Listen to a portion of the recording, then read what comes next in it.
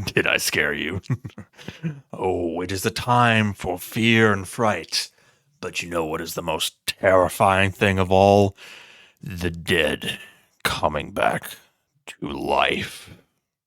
Hello, all benders and non-benders, and welcome back to Avatar Generations. And today, we actually have new content. The game is not dead, at least not yet. So, we do have a brand new character, as well as some other neat little goodies we can get. Starting with, we do have some little perks here talking about the new character Fang, as well as the update. Now, this particular thing is interesting because not only do they give us this little thing, which, if I'm going to take a guess, I'm going to assume this is a free 5-star relic, is kind of what I'm getting at here. But we also have a free mythic art orb, one of the 5-star arts. So we're going to just claim that real quick. And then we also have some loot here. This is kind of one of the little random chests, basically, and some tickets. Always good. I'm just going to crack that open because, I mean, I got to see what it is. Starting out, I mean, can't leave it in suspense. We're going to open all 5 of those. Ticket Nature Stones. Can't complain. Can't complain. Always good. Now we can open up our Mythic Arts Orb. What's it going to be? It is a scroll. It is an HP scroll with crit rate. That is trash. That is actual trash. Does anybody actually use a crit rate set? Ah, well, that's fine. We're just going to look past that. And then, yes, random mythic relic. What's it going to be? It is the inheritance set. Interesting. Not really, not an often used relic, but hey, a relic is a relic. Now, let us actually talk about the new events we have going on for the differences aside challenges here. Now, this does not necessarily relate to Fang. He's more of an added bonus. This is relating to some new quests that we have. So, we have this currency here for clearing difference aside event challenges. Basically everything we're going to talk about here. First of all, clear stage 1. This right out the gate grants you a nice healthy 3-piece chaos tickets. Never a bad thing there. Clear differences aside stage 2, gives some materials. Stage 3, gives some materials. Then we have just clearing any of the quest battles. That will get you some ascension materials for both chaos and peace characters. If you do clear them 15 times, which is going to be super easy, I mean, you can do that any day, you actually do get a skill token here, so never a bad thing. And then earning Peace Chaos tickets and then using them as summon will get you basically 4 Peace Chaos tickets back.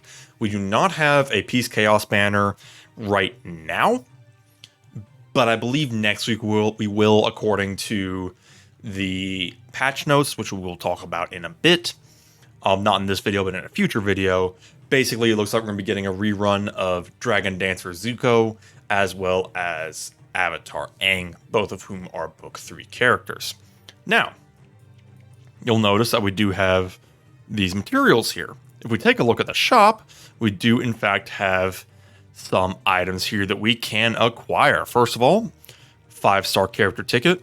Very good for new and mid-game players. If you're a later game player who already has a lot of the characters, this one might not serve you too well. But for a newer character or newer player, yeah, that's not a bad pickup. You might get a nice character. You might could get either Avatar Aang or Dragon Dancer Zuko, both of whom are very good. There are plenty of other characters like Boomy, Zinfu, other characters that you can definitely get from this, so not a bad pickup. However, if you don't want to go for that, you have plenty of other options in the form of energy, of course. 10 summon tickets and 10 Peace Chaos tickets. Not bad at all. Probably definitely what I'm going to prioritize, getting these tickets. Then if you keep going here, some Ascension stuff, never a bad thing. But then we do have some arts here for Epic Ronin arts, Legendary Ronin arts, and then Mythic Ronin arts, the 5-star stuff. So, that is the shop. And then we do have the event quests here for the next 21 days, basically. Just a reminder that the Ronin set increases speed. That's something to keep in mind. I mean, speed sets are incredibly valuable as is. So to be able to potentially get a 5-star of that, a tantalizing offer to say the least. You can only get one though. I don't know if that's like one at a time or if there's a limit. It doesn't have an only thing on it, kind of like everything else does. So I'm assuming that you can get more than one of these if you can acquire the truly massive amount of currency needed, which is really going to be the stop gate for that of whether or not you're actually going to successfully get any of those. Like I said, I would prioritize probably these tickets first, and then once you get these, then, I just threw the video out of screen. Sorry, I threw the screen for a second there. I just randomly just yeeted the screen. Just couldn't even handle it. So as I was saying, basically, tickets first, and then if you really want to grind, you could go for the Ronin Arts Orbs here because it is a speed set. You're guaranteed to get that set, and it's a 5-star art. You really can't go wrong there, except that the amount of currency needed truly is egregious. So, you know, just kind of weigh that one as you do play through the event. Now, we do have a brand new character here in the form of Long Fang, the Grand Secretariat of Ba Sing Se. He is coming to us as an offense Earthbender character. Really happy to see that he's not like a Chaos character or something out of left field like that. This is just a nice standard banner that we can all just have and enjoy. Now, Long Fang here is an interesting one. He does have the new Dai Li faction here, meaning that we're probably going to get more Dai Li characters in the very near future. At least I would certainly hope so. And then taking a look at his abilities, his basic deals uncompromising damage to all enemies. This uncompromising damage is a new thing. Grants invincibility to the caster for 1 turn before attacking. Extend the duration of invincibility if the caster defeats an enemy, otherwise invincibility is removed. So this one is interesting. He only gets to keep the invincibility if he actually takes someone out. I do wonder if it would stick around long enough to handle things like counterattacks. Because if it does stick around long enough to handle counterattacks and then leaves at the end of the turn, then that's pretty helpful, actually, even if he doesn't kill anybody. If that isn't how it works, if it does just immediately get dispelled when he attacks and then he still gets damaged by counterattacks, then that's a little funky. But if he can sneak out a kill, then yeah, getting invincibility on his basic, not a bad thing. Next, Puppet Master. Enter a hypnotic stance for 1 turn. 65% chance to inflict a sleep state on all enemies for 1 turn. Now, the hypnotic state provokes enemies to attack the caster, so it's basically a taunt.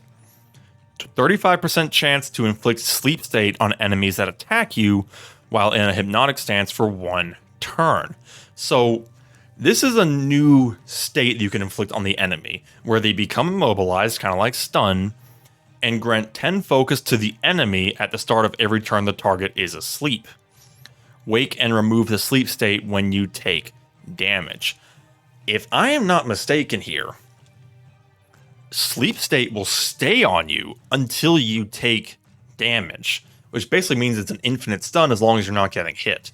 Now, that said, it's probably not going to last for too terribly long because Long Fang's basic is an AoE. It's going to hit everybody.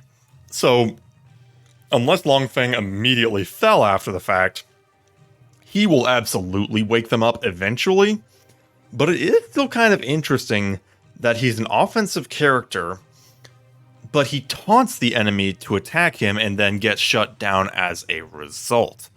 So, interesting little thing there. I'd be very curious to see how that actually works in practice. And then, of course, we do have Invitation to Lake Laogai. I don't know if I said that right. Steal 50% turn bar from the enemy team if the enemy team takes the first move in battle. So basically, if the enemy team moves first, he's just going to steal turn bar as long as his accuracy is high enough. Pretty cool.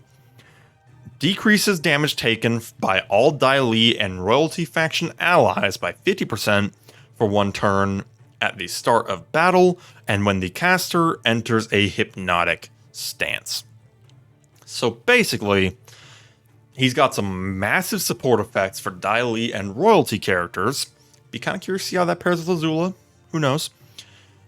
And then that happens at the start of battle and when he enters a hypnotic stance. I'd be super curious to see what his masteries do, because he could do some pretty interesting stuff. He doesn't strike me as completely broken yet, but we'd have to take a look at his masteries to find out for sure.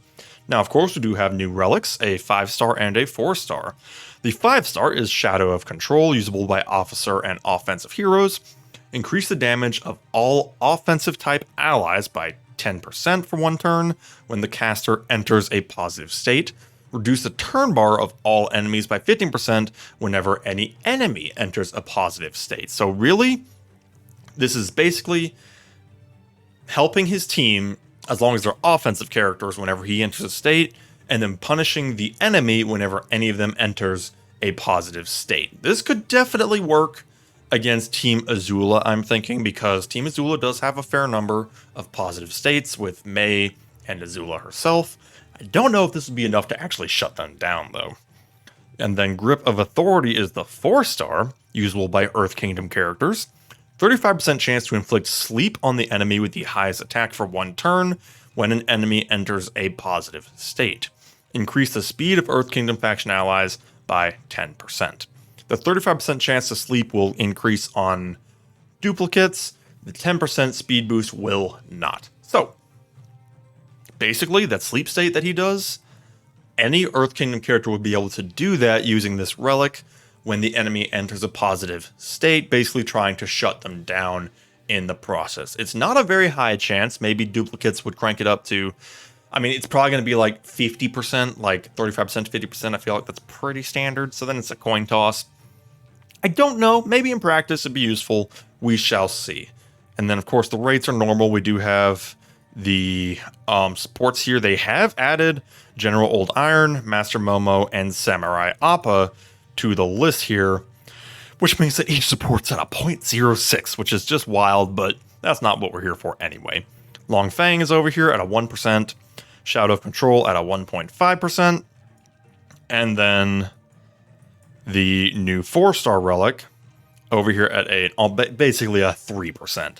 So that is what we're looking at. We do finally have new content, which I'm going to use to segue into my final point of the day. Of course, I made the video, Is Avatar Generations Dying? And a lot of you all watched that video. I'm very flattered, by the way. I hope not. I truly hope not. I believe I said it in the video, but I do want to reiterate. I want this game to succeed. I'm having a blast with it. Any criticism I levy at this game is out of love and a desire for success. So I'm hoping that maybe there was some transition. Obviously, a lot of layoffs almost definitely happened. And maybe they just needed to pivot a little bit, which that happens. Sometimes that's what you got to do. I certainly feel bad for the developers who work so hard if that is the case. But as far as the game itself goes, I very much am hoping for the game to succeed and thrive. Because if the game succeeds, then I can keep making content on it. I'm having a really good time doing that, and I want that to keep going for as long as possible. But with that out of the way, we do have the new character, new rewards, all that good stuff. Hopefully your free mythic art was better than mine, because crit rate is just, it's like if you need crit rate, there's other ways to get it. You don't need to do it on an art. It's fine, whatever. Yeah, I'm not salty. I am salty. But let me know how things have been going. Did you stick around? Maybe you took a little bit of a break, but maybe you're coming back kind of like I did. I mean, I logged in enough, but maybe you took a break and now you're coming back for the new stuff. Or maybe you've been sticking it out the whole time. Let me know down in the comments below, and we shall see you next time. Have a good one.